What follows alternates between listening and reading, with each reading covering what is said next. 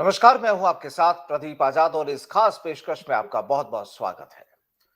राजस्थान की राजनीति में इस वक्त पूरे शबाब पर है। देखा जाए तो जिस तरीके से मौसम जरूर ठंडा है, लेकिन गर्मी की जो कहानी लिखी जा रही है, सियासी गर्मी की कहानी, वो वाकई इस समय पूरे पॉइंट पर है, शबाब पर है। कांग्रेस और बीजेपी दोनों ही लगी हुई है कि किसी भी तरह साल 2023 का विधानसभा चुनाव अपने हाथों से खोना नहीं चाहिए। कांग्रेस का दावा यह कि इस बार वापस रिपीट होगी कांग्रेस की सरकार, और बीजेपी का कहना यह कि कांग्रेस की जो तमाम तरह की जो गलत नीतियां हैं, पब्लिक जो उनसे दुखी है, और इसी बात को लेकर वो अब जनता के सामने जाएगी, जहां पर बीजेपी वापस सत्ता में आने की पूरी कोशिश करेगी। दरअसल इन दिनों राजस्थान में पिछले कुछ दिनों से कई ऐसे मुद्दे छाए हुए हैं जो वाकई काफी चर्चाओं में है। हाल ही में चाहे मुद्दा भ्रष्टाचार से रिलेटेड ले लिया जाए, जहां पर एसीबी डीजी का एक नया आदेश इस समय चर्चाओं में है, और यहां पर कांग्रेस में ही अंदर दो खेमे बढ़ चुके हैं। बात करें अगर अपराध की, तो अपराध में आपको याद होगा कि अलवर में हाल ही में पहले जहां पर थाने में गोलीबारी हुई थी, अब अस्पताल में गोलीबारी। पब्लिक की अपनी डिमांड, पब्लिक कहती है कि जो तमाम कुछ योजनाएं हैं उनमें कहीं ना कहीं अभी बदलाव की या सुधार की गुंजाइश है। बीजेपी का अपना दावा कि उनकी जनाक्रोश यात्रा से पब्लिक उनके साथ है। कांग्रेस का अपना दावा कि हाल ही में भारत जोड़ो यात्रा जो राजस्थान आई थी वो, और अब 26 जनवरी के बाद जो शुरू हो रही है हाथ से हाथ जोड़ो, जो एक कांग्रेस का एक अभियान जो शुरू होने वाला है, उससे उसे मजबूती मिलेगी। लेकिन कहानी क्या है, सियासत की कहानी क्या है? चाहे भ्रष्टाचार के मुद्दे पर बात की जाए, चाहे अपराध के मामले में बात की जाए, चाहे सियासत के मुद्दे पर बात की, आज कुछ इन्हीं मुद्दों को शामिल हम कर रहे हैं। और आज चर्चा में हमारे साथ जुड़े हैं राजस्थान के पूर्व मंत्री डॉक्टर रोहतास शर्मा जी। बहुत बहुत स्वागत है रोहतास जी, सर, आपका हमारे साथ जुड़ने के लिए। और सबसे पहला यही सवाल कि राजस्थान की राजनीति इस समय किस दिशा में घूम रही है और क्या कहानी कह रही है आपके मुताबिक? देखिए आजाद साहब, राजस्थान की राजनीति बहुत ही विचित्र दिशा में घूम रही है। अभी एक बहस चल रही थी कि अशोक गहलोत के राज को उखाड़कर फेंका जाए। अशोक गहलोत के राज में एक मुख्यमंत्री नहीं, गहलोत के साथ एसोसिएटेड 100 कम से कम और सहयोगी जो मुख्यमंत्री का दर्जा प्राप्त है, अघोषित मुख्यमंत्री है। सारे एमएलए मुख्यमंत्री के रूप में काम करते हैं। अब उनकी सबकी ये जिम्मेदारी को नहीं समझ पाते एमएलए कि इससे सरकार की छवि पर क्या असर पड़ेगा, क्या नहीं पड़ेगा। और गहलोत साहब जो वो कहते हैं उनको करना पड़ता है। आंख पर धृतराष्ट्र की तरह पट्टी बांधे हुए बैठे हैं कि मेरी कुर्सी बरकरार रहे, मगर एमएलए कोई नाराज नहीं हो जाए, जिसके परिणाम स्वरूप एमएलए करीब करीब सारे के सारे अपने अपने क्षेत्रों में अपनी अपनी मर्जी के अफसर लगा रहे हैं। अब आप समझिए कि अपनी मर्जी के अफसर लगा दो तो भी कोई बात नहीं, लेकिन अफसरों को अफसरवाद करने का मौका नहीं दे रहे, अफसरी नहीं कर पा रहे अफसर, वो इनकी इच्छा के अनुसार घुमा रहे हैं। अपने अपने ग्रुप के लोगों की तो मदद करते हैं, दूसरों का बड़ काटते हैं। उदाहरण के लिए जैसे बिजली का मामला है, तो एमएलए अपने विरोधियों के रोज डीपीआर वो वीसीआर बनाता है और रोज उनके चालान हो रहे हैं। मुकदमे, थाने मुकदमों में खिलाफ वालों को रोज 151 के नाम पर बंद कर देते हैं, और फिर उनकी जमानत के लिए एसडीओ को कह देते हैं, वो पक्की जमानत लेता है, या कोई गजटेड अफसर के दस्तखत करा के लाओ, ऐसी ऐसी कंडीशन लगाते हैं 151 में। तो ये प्रशासन यहाँ चरमरा गया है। कोई भी प्रशासनिक अधिकारी अपना पद का सदुपयोग नहीं कर पा रहे, अपने पद का विधायकों के करने से दुरुपयोग कर रहे हैं सारे के सारे। क्योंकि उनको भी अब मजा आने लग गया है कि जब उनको पता है कि राजनेता अपनी मर्जी से काम करवाते हैं तो वो भी पैसे खाने लग गए। मतलब सारा का सारा मसला ठप हो गया प्रशासन चलाने का। पैसे दो और काम करो, आज के राज्य में ये चल रहा है। यानी डॉक्टर साहब आपका कहना ये कि जो आप ये कह रहे हैं कि जो पोस्टिंग इस समय वर्तमान में जो पोस्टिंग्स वगैरह जो चल रही है कर्मचारी और अधिकारियों की, वहां पर एमएलए ठीक है अपनी चाहत के मुताबिक अधिकारी कर्मचारियों की पोस्टिंग भी करवाने में लगे हैं, लेकिन काम भी आपका कहना यह है कि काम भी वो विधायक जैसा चाहते हैं अफसरों को वही काम करना पड़ता है।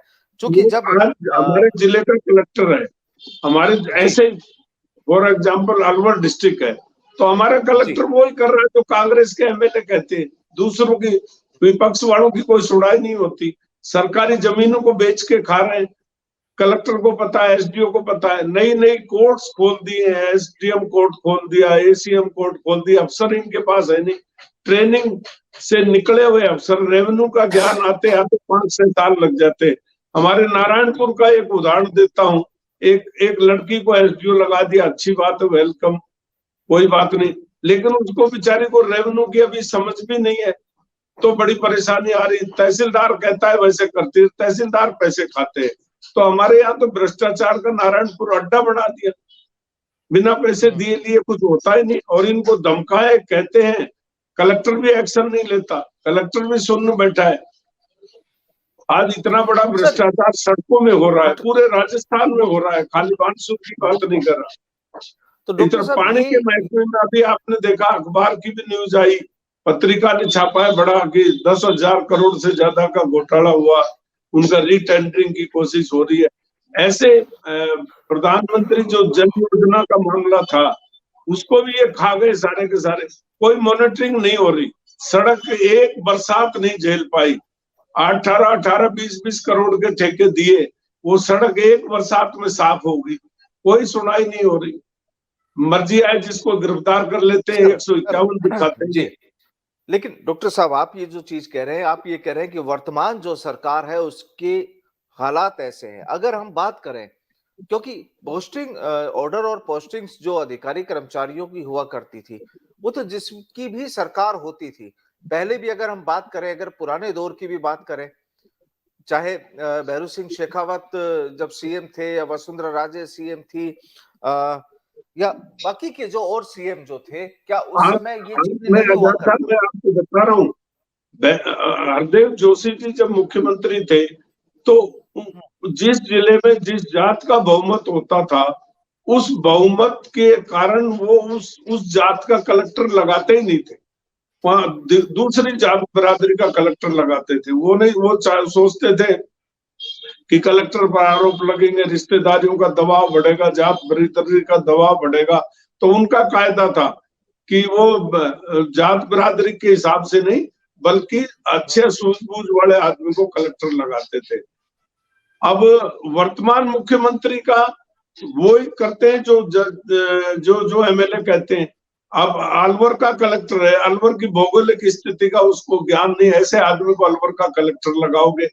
और अलवर का कलेक्टर इतना कमजोर है, अशोक गहलोत साहब के ऑर्डर को एग्जीक्यूट कर पाने में भी डर लगता है। गहलोत साहब ने कितनी बार ये कहा है कि जनप्रतिनिधियों को कलेक्टर सुने, आदर दे, और जब वो ऑफिस में मिलने जाए तो खड़े होकर के उनका स्वागत करे। कितनी बार गहलोत साहब ने ऑर्डर निकाला, पर कलेक्टरों ने कभी परवाह नहीं की इस बात की। और उनको बैठाना, खड़े होना तो दूर, इज्जत देना तो दूर, कलेक्टर उनको उनकी बात को सुनते ही नहीं, कोई सुनाई नहीं उनको, और मन मर्जी चलाते हैं सारे के सारे। जो मंत्री, इलाके के मंत्री ने कह दिया वो सही, एमएलए को कोई नहीं सुनता। फिर एमएलए मुख्यमंत्री पर दबाव डालता है, तब मुख्यमंत्री आदेश देता है, जब काम होते हैं। इजीली नहीं होता। एक गहलोत साहब के राज में सबसे बड़ा जो गलत काम हुआ ये वीसी का है, कि वीसी चल रही है, VC VC VC. Collector VC में, एसडीओ वीसी में, अफसर वीसी में, तो जनता भाड़ में जाए। जनता किसको कहे, किसको दुख दर्द रोए, किसको कहे? जन सुनाई होती नहीं। जन सुनाई लिमिटेड लोगों में बैठ के ये कर लेते हैं, उनका जवाब भी नहीं आता जन सुनाई। तो विधायक मंत्री लोग अपने अपने क्षेत्रों में जन सुनाई नहीं करते, वो बैठकर वीसी करते हैं सारे के सारे। तो ये वीसी एक नया रोग आ गया। अब इससे जनता बड़ी दुखी है, बड़े परेशान। राशन कार्ड की तकलीफ, बिजली की तकलीफ, ट्रांसफार्मर रिप्लेस नहीं हो रहे, अगर हो रहे हैं तो डॉक्टर साहब ये हाल शायद केवल अलवर का नहीं होगा, बल्कि राजस्थान के दूसरे अगर हिस्सों की बात करें, मैं तो एक उदाहरण दे रहा हूँ, सारे राजस्थान में ऐसा ही है। सारे राजस्थान में ऐसा है। तो जैसे मैंने हरदेव जोशी का कहा, हरदेव जोशी का प्रशासनिक एक तरीका था, ऐसे ही वसुंधरा राजे का तरीका। तो भैरू सिंह शेखावत का तो बहुत ही सुंदर ट्रांसफर पोस्टिंग का तरीका था। सारे एमएलए से राय लेते थे और फिर अधिकारी की बैकग्राउंड देखते थे, ऑनेस्ट प्लस परफॉर्मेंस, तो उसको बेस्ट जिला देते थे। अब जैसे मैं फॉर एग्जांपल, मैं अलवर का नाम इसलिए लेता हूं, मैं सारे राजस्थान की बात कर रहा हूं। जैसे फॉर एग्जांपल अलवर में, तो अलवर में पूरा भारत बसता है, या इंडस्ट्रियलाइजेशन है, या विदेश भी बसता है। नीमराणा में विदेशी कंपनियां भी हैं, बिहार के भी हैं, उत्तर प्रदेश के भी हैं, पूरे देश के लोग यहाँ उद्योग धंधा करते हैं। तो अलवर की भौगोलिक स्थिति को समझने वाला व्यक्ति और ऑनेस्ट व्यक्ति, शार्प इंटेलिजेंट हो, उसको कलेक्टर लगाते थे। ये नहीं कि एमएलए मिनिस्टर ने कह दिया उसको कलेक्टर। और भैरू सिंह जी एक बात को कह देते, फला को कलेक्टर लगाएंगे, तो वो डिस्कस हो जाता था। वो कलेक्टर आ रहा है तो उसकी अच्छाई बुराई शिकायतें सीएम तक पहुंचती थी। आज उन्होंने कहा कलेक्टर लगाएंगे, तो 3 महीने बाद लगता था, क्योंकि उसके बारे में वो सारी जानकारी हासिल कर लेते। तो इसका मतलब डॉक्टर साहब, जो बीजेपी कांग्रेस पर जो आरोप लगाती है, इसका मतलब तो ये हुआ कि जो बीजेपी कांग्रेस पर आरोप लगा रही है, तो इसका मतलब सही है फिर ये तमाम चीजें? भ्रष्टाचार चरम सीमा पर है, ये तो सही है। भ्रष्टाचार में कोई और कसर नहीं है, ये सही है। लेकिन भ्रष्टाचार के खिलाफ विपक्ष की भूमिका जो बीजेपी को करनी चाहिए, वो ये नहीं कर पा रहे।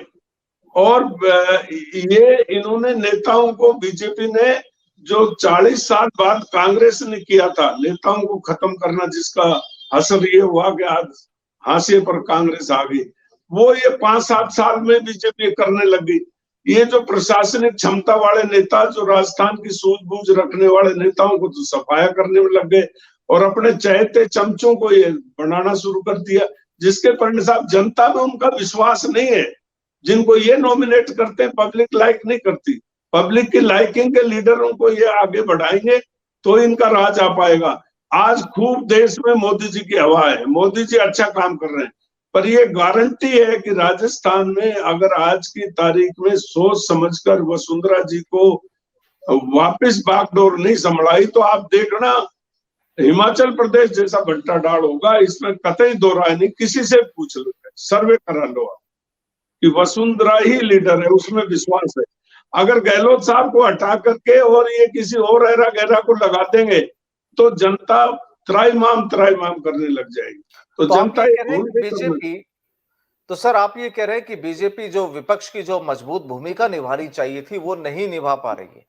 नहीं निभा पा रहे, कारण कि लीडर होना चाहिए भूमिका निभाने में, एजिटेशन करने में, विरोध करने में लीडर चाहिए। लीडर के साथ आदमी आते। इन्होंने तो देखो नाचने गाने वालों को, बीजेपी में भीड़ इकट्ठी करने के लिए नाचने गाने वालों को बुलाया जा रहा है, और वो भी इतना भद्दा जो है। अभी बहरोड में हुआ, बहरोड में प्रदेश अध्यक्ष जी की मीटिंग में प्रदेश अध्यक्ष को राजी करने के लिए वहां नाचना गाना हुआ। अलवर की में, खेड़ली में, कठुमर में नाचने गाने वालों को बुला रहे, उससे भीड़ इकट्ठी हो। वो भी अब बहुत भद्दा किस्म का डांस करवाया इन लोगों ने। ये कोई बीजेपी का काम है क्या? ये बीजेपी में जो घटिया किस्म के लोग आ गए, ये सब ये करते हैं मोदी जी के चेहरे से। इनमें तो दम है नहीं, खुद में तो दम है नहीं, और जिनमें दम नहीं है वो कहेंगे कि मोदी जी के चेहरे से। भाई मोदी जी का चेहरा अच्छा है, मोदी जी काम करते हैं, मोदी जी जनहित में जनता का भी विश्वास है उनमें, विश्व के नेता हैं वो, हिंदुस्तान के नहीं। लेकिन आज बानसूर में, अलवर में, जयपुर में, खेतड़ी में, बाड़मेर में आज बिजली की आवश्यकता होगी तो लोग मोदी जी के पास कहां से जाएंगे? वो तो राजस्थान के नेता को ही पकड़ेंगे, वो तो राजस्थान के नेता को पकड़ेंगे। तो इसलिए बहुत गड़बड़ है। अगर हाईकमांड सही दिशा निर्देश नहीं देगा और सही आदमी को राजस्थान की बागडोर नहीं सौंपेगा। क्राइम और करप्शन पर क्या कहना है आपका? क्राइम और करप्शन, क्राइम तो बहुत बढ़ गया। क्राइम तो इसलिए बढ़ेगा कि आप अच्छे पुलिस अफसर को पुलिसिंग नहीं करने देते। कोई अफसर पुलिसिंग कर ही नहीं सकता। इनका काम आज मैं मेरे बानसूर अलवर की घर, एक महीने में 3 थानेदार बदल रहे हैं। थानेदारों से मंथली मांग रहे हैं, जब वो जनता चिल्लाती है तो उसकी बदली करके दूसरा लाते हैं। तो सरकार मंथली मांग रही है, विधायक मंथली मांग रहे हैं, तो ये ऐसे कैसे? पुलिसिंग तो हो ही नहीं पा रही ना।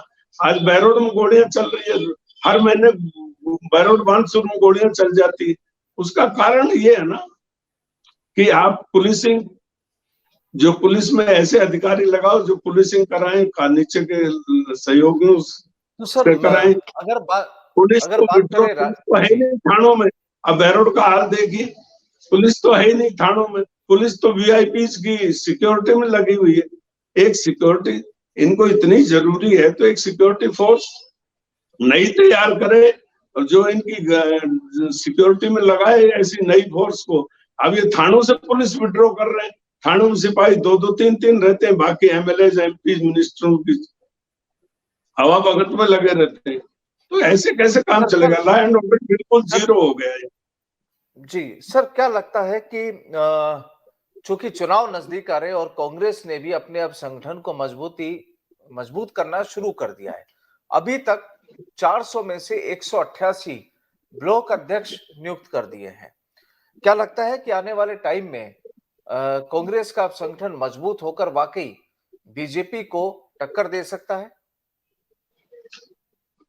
देखिए आजाद साहब, ये जो भारत जोड़ो यात्रा की शुरुआत राहुल गांधी ने की है, अगर इसके सही मायने में फायदा होगा तो राजीव गांधी को पूरे देश की, राहुल गांधी को पूरे देश की नॉलेज आएगी, पूरे देश की समझ आएगी। पर जहां तक वर्तमान सवाल है, अभी ये जो बदलाव जो कर रहे हैं इससे कोई फायदा नहीं है, क्योंकि आज भी बेचारे खड़गे साहब ही हैं। आज भी उनको सोनिया गांधी से, राहुल गांधी से बिना पूछे वो कदम नहीं उठा सकते। तो अभी जो वो फ्रीडम होनी चाहिए थी, ये मैसेज पब्लिक में नहीं है, वो नहीं करे। और अभी जो ये मंडल अध्यक्ष बनाए, इनका अंदरूनी मामला है। लेकिन मैं ये कहना चाहता हूँ, मंडल अध्यक्ष उन्हीं को बनाए जो एमएलए के खास हैं। नई चीज पैदा नहीं की ना, नए ऊर्जावान कार्यकर्ता भर्ती करते, नए ऊर्जावान लोगों के जुम्मे लगाते तो इसका मतलब कुछ हल निकलता। वो तो उन्हीं के कार्यकर्ता हैं जो आज भी उनके साथ है, उन्हीं को मंडल अध्यक्ष बना दिया। इससे कुछ नहीं होने वाला, ये तो जीरो है, हो गया सारी एक्सरसाइज जीरो है।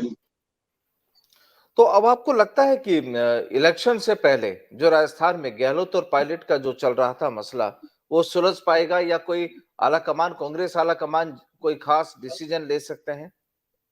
अब वो तो आला कमान जाने पर, इनका आला कमान अभी वर्किंग में है नहीं। अब चुनाव का साल है, राहुल गांधी अभी यात्रा फिर शुरू कर दी, समय वो तो यात्रा में लगा रहे हैं।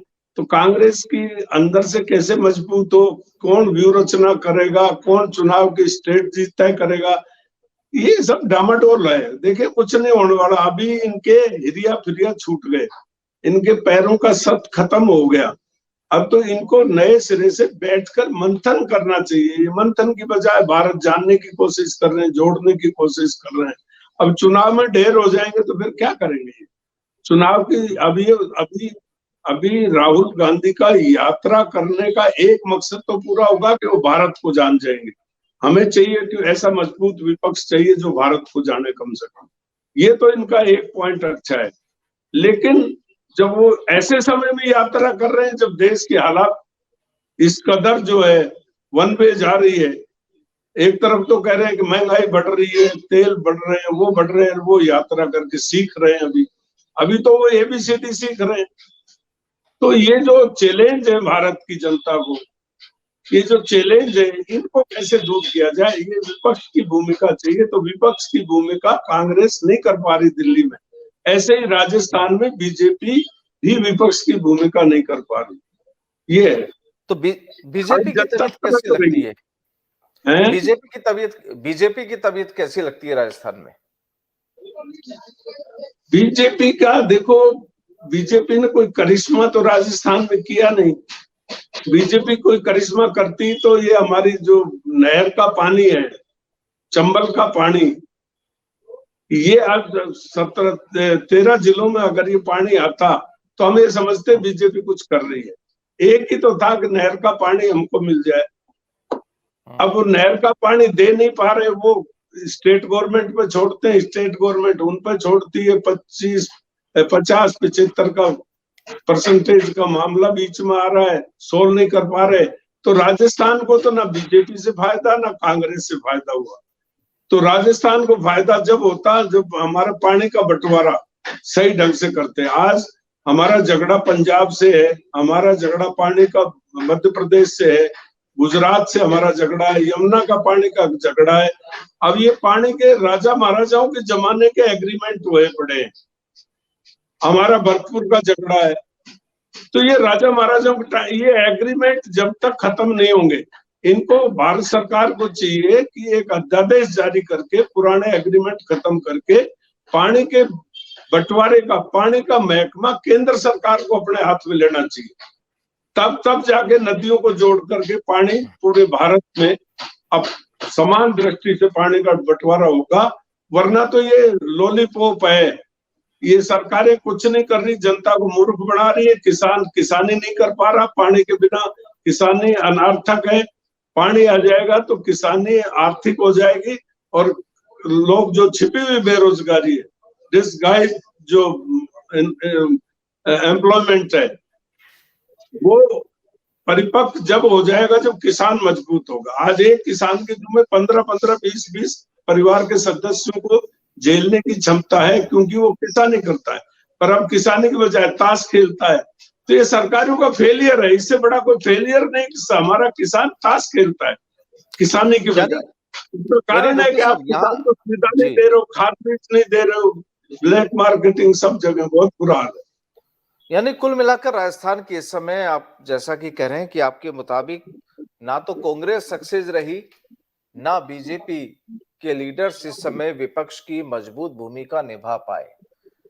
बाकी अब खैर कहानी ये है कि अगर ये दोनों ही पार्टी अपने अपने क्षेत्रों में अगर फेलियर साबित होती है, अब चूंकि चुनाव आ रहे हैं और राजस्थान में दोनों ही मुख्य रूप से बड़ी पार्टियां मानी जाती है, कांग्रेस और भाजपा। तो लेकिन अब पब्लिक के सामने एक बड़ा सवाल ये कि पब्लिक आखिर जाए तो जाए कहां, ये एक अहम सवाल होता है। नहीं, अब अच्छे लोगों को पब्लिक चाहेगी, अच्छे लोग जीत कर आए, चाहे वो निर्दलीय और चाहे कोई हो। देखो जो 93 में जो राजस्थान का परिणाम आया था, मुझे लगता है अब अगर ये लीडरशिप नहीं दे पाए बीजेपी वाले, अगर बीजेपी ने लीडरशिप दे दी तो कांग्रेस से जनता बहुत नाराज है। लीडरशिप दे दी तो बीजेपी को जनता राज सौंप देगी, इसमें कतई दो राय नहीं। और बीजेपी को लीडरशिप नहीं दी तो यहाँ 93 का जो चुनाव परिणाम आया था, ठीक वैसा का वैसा परिणाम आएगा। इन लोगों को वोट देने वाली जनता नहीं है, जनता सब समझ गई, जनता बहुत दुखी है। लीडरशिप में आप किसे मानते हैं, किसे देनी चाहिए राजस्थान की लीडरशिप? फिर देखो, पहले नंबर पर तो वसुंधरा राजे है ही, और दूसरे नंबर पर पार्टी मंथन करे, लोगों से विचार विमर्श करे, जनता की आवाज से लीडर बनाए। लीडर वही है जो जनता जिसको चाहे, और जनता नहीं चाहे ऐसे आदमी को। जनता को ये नहीं चाहिए कोई थोपा गया है, कोई पैराशूट से तारा गया है। जिसको राजस्थान की जानकारी हो, भौगोलिक स्थिति की जानकारी हो, जलवायु की जानकारी। अब तो राजस्थान के मंत्रियों को तो ये भी नहीं पता कि मेरे क्षेत्र की भौगोलिक क्या स्थिति है। हमारा NCZ हमारा क्षेत्र है बानसूर, और हमारी शकुंतला रावत इंडस्ट्री मिनिस्टर वहां पर इंडस्ट्री लगाने की घोषणा कराती, प्रस्तावित बोर्ड लगा दिए। तो उस देवी को, इंडस्ट्री मिनिस्टर को ये नहीं पता, यह इंडस्ट्री लग ही नहीं सकती। तो ऐसे ऐसे अज्ञानी मंत्रियों को जब आप विभाग बांट दोगे तो फिर बंटा ढाल ही होगा। हमारे यहाँ बोर्ड लगा दिए बात, इंडस्ट्री का रिको के बोर्ड लग गए। अब यहाँ एनसीजेड में रिको आ ही नहीं सकता।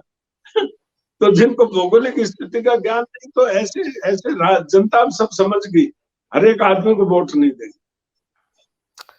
चलिए सर, बहुत बहुत शुक्रिया हमसे बातचीत के लिए। डॉक्टर साहब आपका बहुत बहुत शुक्रिया। नमस्कार। थैंक यू, धन्यवाद आपका, धन्यवाद, थैंक यू सो मच। हमारी बात आप जनता तक पहुंचाते रहते हो। Thank you sir.